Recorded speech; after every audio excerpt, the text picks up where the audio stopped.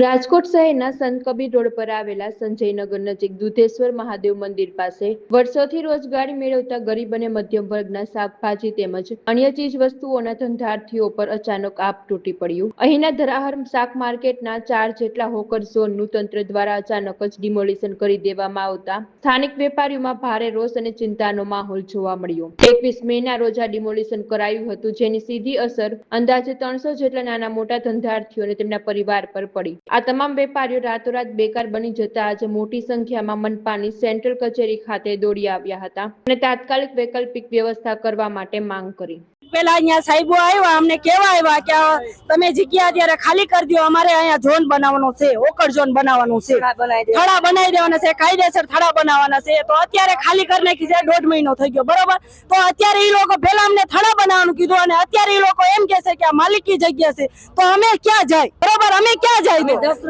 અમે 25 રૂપિયાની પોચ ભરતા હતા તેનું નામે સહી, તો અમે સરકારને એમ કહી છે કે અમે માંગણી મૂકી રહ્યા છે, અમને આયા થડા બનાવી દો। 15 વર્ષથી એમ કે તમે માસૂમ નિશાળે વ્યા જાઓ, બેનેક રોડે વ્યા જાઓ, તો અમારે અહીંયા ધંધો હાલે એમ છે નહીં અને અમે 300 રેકડિયું છે, અમારી ક્યાંય હમાવસ થાય એમ છે નહીં, બરોબર?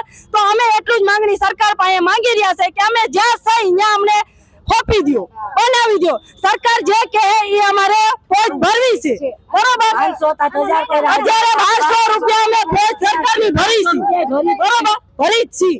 તો અત્યારે અમે સરકાર પાસે રજૂઆત કરવા આવ્યા છે કે અમને જ્યાં હતા ત્યાં અમને હોપી દો, અમે ગરીબ માણસ હેરાન થાય છે, અમે નાના માણસો છે, અમે એની માથે ગુજારણ ચલાવી છીએ, બરોબર?